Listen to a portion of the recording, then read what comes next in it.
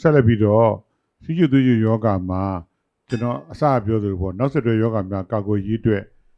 အရေးကြီးတာဖြစ်တဲ့အတွက်သွေးကျူတစ်ခုတည်းစောင့်ကြည့်ရုံမကဘူးကျန်တဲ့စောင့်ကြည့်ရမယ့်အချက်တွေလည်းရှိသေးတယ်เนาะအဲ့ဒါတွေကိုများဘယ်လိုပေါ့အခြားစောင့်ကြည့်ရလိုသေးတဲ့အချက်တွေ monitoring လုပ်ဖို့လိုတဲ့အချက်တွေကိုလည်းဆွေးနွေးပြပါဦးလို့ဘာမကဒေါ်စန်းစန်းဝင်းကိုကျွန်တော်မြေတားရက်ခံလိုပါတယ်ကျွန်တော်တို့ဆွေးနွေးပြပါဦးခင်ဗျ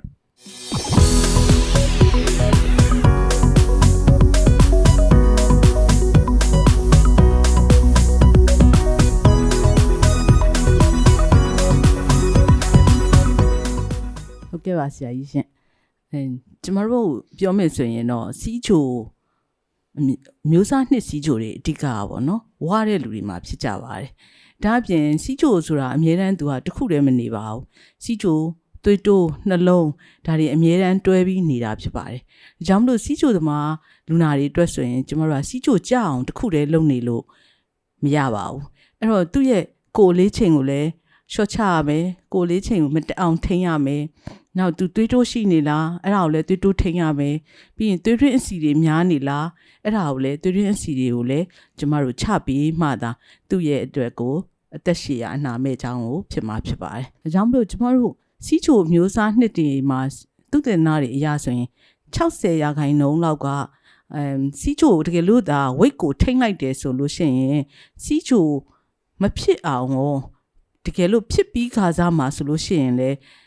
ပျောက်သွားအောင်ရောလုပ်နိုင်တဲ့သုတေသနတွေရှိပါတယ်အဲ့တော့ကျမတို့ဒါဆိုရင် weight တွေမတက်အောင်ဘယ်လိုလုပ်ကြမလဲပေါ့နော် weight တွေမတက်အောင်ဘယ်လိုလုပ်မလဲဆိုတဲ့အခါကျတော့ကျမတို့ကိုယ်လက်လှုပ်ရှားမှုလုပ်ရပါမယ်အစားအသောက်ကိုထိန်းသိမ်းရပါမယ်အဲ့တော့ကိုယ်လက်လှုပ်ရှားမှုကိုလုပ်ရမယ်ဆိုတဲ့အခါကျတော့တကယ်တော့ဘယ်လောက်လုပ်ရမလဲပေါ့တစ်နေ့ကိုအနည်းဆုံးနိုင်ဝက်လောက်လုပ်တင်တယ်တစ်ပတ်ကို9ရက်အနည်းဆုံးလုပ်တင်တယ်ပေါ့နော်ဘယ်လိုလှုပ်ရှားမှုမျိုးတွေလုပ်ဖို့လိုမလဲဆိုလို့ရှိရင်မြန်လမ်းလျှောက်တဲ့ဟာချွေထွက်အောင်လျှောက်တဲ့နီးပေါ့နော်စကားလေးပြောပြီးအေးစစ်စစ်ရှောက်နေတာမဟုတ်ပဲနဲ့အဲ့ဒါတွေလုပ်ရမယ်ပြီးရဲ့ခါကျ cycle စီးလို့ရတယ်ရေကူးလို့ရတယ်ပေါ့နော်ဒါတော့ကိုယ်လက်လှုပ်ရှားမှုပါနောက်တစ်ခုကကြတော့အစားအသောက်အနေနဲ့ဆိုလို့ရှိရင်တော့ကျမတို့အစားအသောက်မှာဆိုလို့ရှိရင်တော့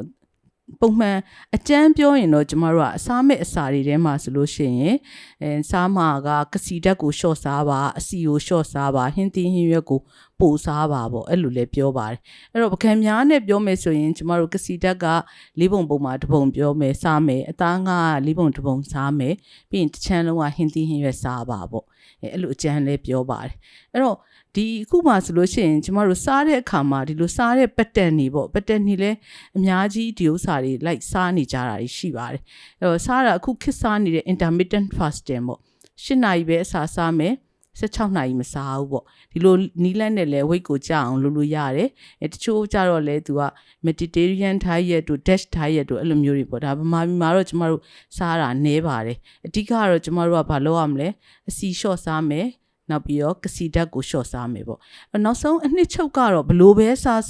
ကျမတို့တစ်နေ့စာမှာလိုအပ်တဲ့ကယ်လိုရီအတွက်ကိုရှော့စားမယ်ဆိုလို့ရှိရင်ပိန်သွားမှာပါကျမတို့ပုံမှန်အားဖြင့်ဆိုရင်အမျိုးသမီးတစ်ယောက်အတွက်ကိုကယ်လိုရီက1500လောက်လိုမယ်အဲ့ဒါကိုကျမတို့900လောက်လျှော့မယ်1000လောက်ဖြစ်အောင်လျှော့မယ်ပေါ့နော်အဲ့တော့ကယ်လိုရီ deficit ဖြစ်အောင်စားမယ်တစ်နေ့ကိုကယ်လိုရီ900ကနေ900ကယ်လိုရီလျှော့စားနိုင်တယ်ဆိုလို့ရှိရင်ကျမတို့တစ်ပတ်မှာတစ်ပေါင်ကနေ2ပေါင်အထိပိန်နိုင်ပါတယ်ဒါအပြင်ကိုကျမတို့အင်္ဂလန်မှာလုပ်ခဲ့တဲ့သုတေသနအရာ diet study ဆိုတဲ့ study အရာဆိုလို့ရှိရင်စီးချိုဖြစ်ပြီးတဲ့လူတွေမှာကျမတို့ဒီလို diet နဲ့ exercise နဲ့ကို weight ကို 10% ကျအောင်လျှော့လိုက်တဲ့အခါမှာလျှော့ချနိုင်တဲ့အခါမှာဒီစီးချိုဖြစ်တဲ့လူတွေရဲ့ 48% ကစီးချိုပျောက်ကင်းသွားတာကိုတွေ့ရပါတယ်ဒါအပြင်ကိုသူကဒီလောက်မချနိုင်ရင်တော့မှကျမတို့က weight ကို 3% လောက်ကျရင်လည်းအကျိုးအများကြီးရှိပါတယ်နောက်တခြား study တွေဖြစ်တဲ့ look ahead တို့ diabetes prevention program ဖြစ်တဲ့ study တွေမှာဆိုလို့ရှိရင်လေသူတို့ကweight ကို 7% ချလိုက်တယ်ဆိုရင်တော့မှစောစောပြောတဲ့နှလုံးသွေးကြောပိတ်တာလေဖြတ်တာအဲ့လိုမျိုး risk တွေကို35 to 40% အထိရှော့ချနိုင်တာကိုတွေ့ရပါတယ်။ဒါကြောင့်မို့လို့ weight ထိန်းဖို့လည်းအရေးကြီးတယ်။ weight ကိုချရမယ်။ weight မတက်အောင်ထိန်းထားရမယ်။ဘယ်လိုနည်းနဲ့ထိန်းရမလဲ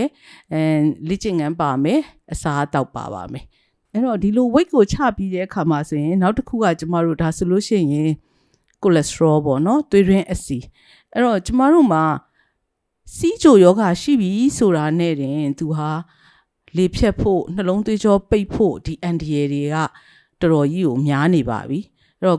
သွေးတွင်းအဆီများမများတောင်စီးချိုတစ်ခုတည်းနဲ့တင်ဒီအန်ဒီယေတွေကရှိနေပါပြီအဲ့တော့အဲ့ထဲမှာသွေးတွင်းအဆီတွေများမယ်ဆိုရင်ဒီအန်ဒီယေတွေကပို့ပြီးတော့များပါတယ်ဒါကြောင့်မို့လို့သူကလေဖြတ်တာနှလုံးသွေးကြောပိတ်တာခြေထောက်သွေးကြောပိတ်တာဒီစတဲ့ဒီအန်ဒီယေတွေကိုရရှိခံစားရမှာဖြစ်တယ်ဒါကြောင့်မို့လို့ကျမတို့အသက်40ကနေပြီးတော့အသက်85နှစ်အတွင်းမှာ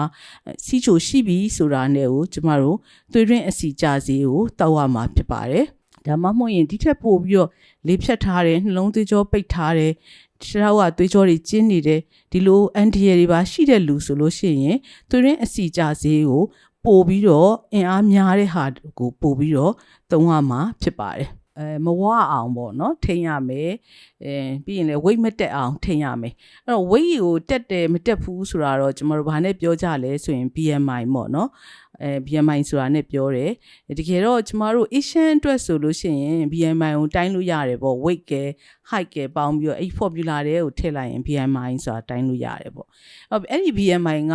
ကျမတို့ Asian အတွက်ဆိုလို့ရှိရင်23မကျော်ရဘူးပေါ့နော်23ကျော်ရင်သူက overweight ဖြစ်တယ်29ကျော်ရင်တော့အဝလွန်ဖြစ်တယ်ပေါ့နော်အဲ့ဒါလေးကြည့်လို့ရတယ်နောက် car size ပေါ့နော် car size တိုင်းပြီးတော့လည်းသိနိုင်တယ်ပေါ့အဲ့တော့ဒီဟာလေးတွေကိုကိုယ့်ဟာကိုကျမတို့က weight မတက်အောင်ဘယ်လိုကြည့်မလဲနေ့စဉ်ပေါင်ချိန်မယ်ပေါင်ချိန်ပြီးကိုယ့် weight ကိုမတက်အောင်ကိုကစောင့်ကြည့်နေရမယ်ပေါ့ weight ကို washing လုပ်ရမယ် weight မတက်အောင်ထိန်းထားဖို့လိုအပ်ပါတယ်ပေါ့ဒါက weight နဲ့ပတ်သက်ပြီးတော့မဝအောင်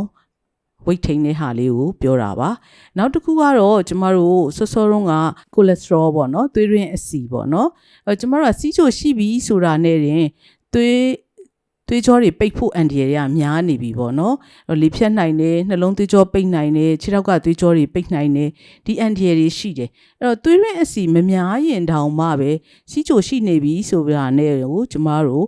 သွေးရင်းအဆီကြစေကိုတောက်ရပါတယ်အဲ့တော့နောက်တစ်ခုကတကယ်လို့လေဖြတ်ထားတယ်နှလုံးသွေးကြောပိတ်ထားတယ်ဆိုရင်ပို့ပြီးတော့စွမ်းအားမြင့်တဲ့သွေးရင်းအဆီကြစေကိုပို့ပြီးတော့တောက်ရတယ်ဒါကြောင့်မို့တချို့လူနာတွေကဆိုလို့ရှိရင်ကျမတို့ကိုမေးတယ်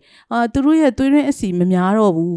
သွေးရင်းအဆီကြစေရဲရမလားအဲ့လိုတွေလည်းမေးပါတယ်ဒီသွေးရင်းအဆီကြစေတွေကတော့စီးချိုရှိနေပြီဆိုရင်ကျမတို့မတက်ဘူးဆိုရင်လည်းတောက်ရပါတယ်ပေါ့နော်အဲ့တော့တောက်ပြီးတော့အဲ့တော့သွေးရင်းအဆီကိုကျမတို့ဘယ်လိုစစ်မလဲဘယ်တော့စစ်ရမလဲပေါ့ဘယ်တော့စစ်ရမလဲဆိုရင်ကျမတို့စီးချိုရှိပြီဆိုတာနဲ့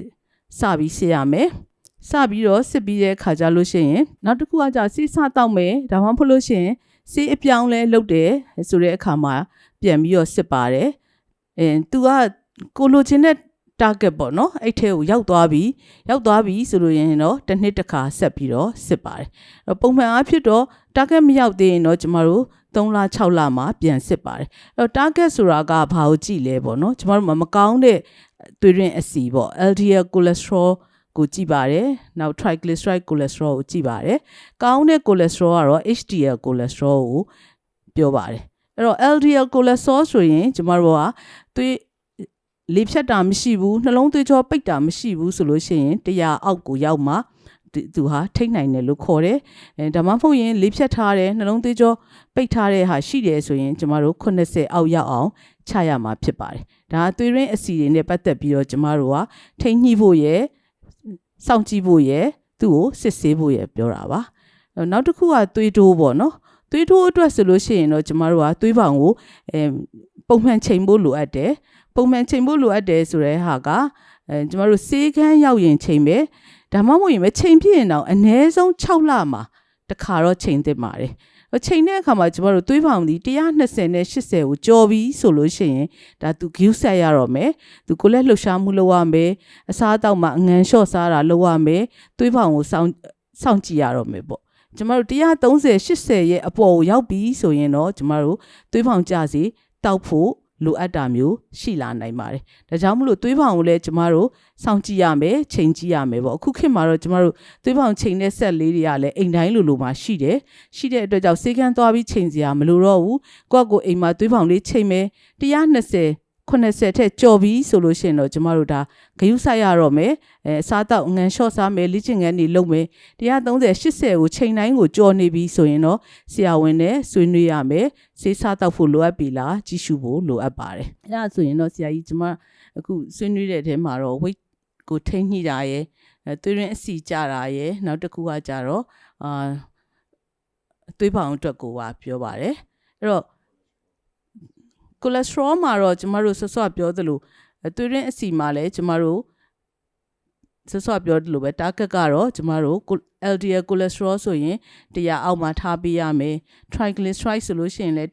150မကျော်အောင်လုပ်ပေးရမယ်သွေးပေါင်ချိန်ဆိုရင်130 80အောက်မှာထားပေးရပါမယ်ကိုအလေးချိန်ဆိုလို့ရှိရင်တော့ကျမတို့ Asian လူတွေအတွက်ဆိုရင်23ရဲ့အောက်မှာထားပေးမှကျမတို့ကစီးချိုနဲ့တွဲတယ်သွေးတိုးနှလုံးအစီကိုလေးချိန်ဒါတွေကိုစံညွှန်းနဲ့ထားပေးမှသာသူဒီအသက်ရှည်အနာမဲ့ပြီးတော့ကျန်းမာမဲ့လူတစ်ယောက်ဖြစ်မှာဖြစ်ပါတယ်ဆရာကြီးရှင့် အဲ့တော့ဆရာမတော်တက်တခင်နဲ့ဒေါ်စန်းသန်းဝင်းတို့ရဲ့ဆွေးနွေးချက်ရဆိုရင်ကျွန်တော်တို့သွေးကြိုကောင်းအောင်SMPG လို့ခေါ်တဲ့နေ့စဉ်သွေးကြိုဖောက်ခြင်းနောက်ပြီးတော့3လတစ်ခါဖောက်တဲ့ HbA1c စစ်ဆေးခြင်းအခုနောက်ခေတ်ပေါ်နီလန်အပြင် continuous glucose monitoring ဆိုတော့နေ့စဉ်24နာရီသွေးကြိုတက်ကိုစောင့်ထိန်ခြင်းဒါကြီးကျွန်တော်တို့အလင်းသက်လို့ကျွန်တော်စစ်ဖို့လိုတယ်ဆရာမတော်စန်းစန်းဝင်းရဲ့ဆွေးနွေးချက်ရဆိုရင်သွေးကြိုတစ်ခုတည်းနေမကဘူးကျွန်တော်သွေးတိုးလားသွေးတိုးဘယ်လောက်ထားရမလဲကိုလေးချိန်ကိုဘယ်လောက်ထားရမလဲသွေးရင်းစီဓာတ်တွေဘယ်လောက်ထားရမလဲကျွန်တော်တို့ဒါတွေကိုကျွန်တော်အများနဲ့စစ်ဆေးနေဖို့လိုတယ်ပေါ့ကျွန်တော်ထပ်ပြီးဖြည့်ပြီးဆွေးနွေးရရင်တော့နောက်တစ်ခုကတော့သူရဲ့နောက်ဆက်တွဲယောဂတဲ့မှာကျွန်တော်ကမျက်စိမမြင်ခြင်းနဲ့နှလုံးပေါ့နဲ့နှလုံးနဲ့ဟိုကြောက်ကပ်ဖြစ်ခြင်းပါတော့အဲ့ထဲမှာ microalbuminuria ဆိုတဲ့ဟာလေးလည်းကျွန်တော်တို့အနည်းဆုံးတော့3လနေ6လတစ်ခါလောက်ပေါ့နော်စီးစစ်ဆေးခြင်းကျွန်တော်လုပ်ဖို့တင်တယ်နောက်က retinopathy ပေါ့မျက်စိကိုလည်းအနည်းဆုံးတစ်နှစ်တစ်ခါတော့မျက်စိဆရာဝန်နဲ့ပြပြီးတော့မျက်စိရဲ့အနောက်ဘက်ခြမ်းကိုစစ်ဆေးဖို့လိုတယ်ပေါ့ retinopathy เนาะအဲ့တော့ microalbuminuria အဲ့ဒါဆိုရင်တော့ကျွန်တော်ပြီးပြည့်စုံနဲ့ဆောင်ထိန်ခြင်းပေါ့ပြီးသွားမယ်ဒါဆိုရင်ကျွန်တော်ရဲ့ဒီမှချက်ဖြစ်တဲ့နောက်ဆက်တွဲယောဂများကာကွယ်ခြင်းအတွက်များစွာထောက်ကူဖြစ်ပါလိမ့်မယ်လို့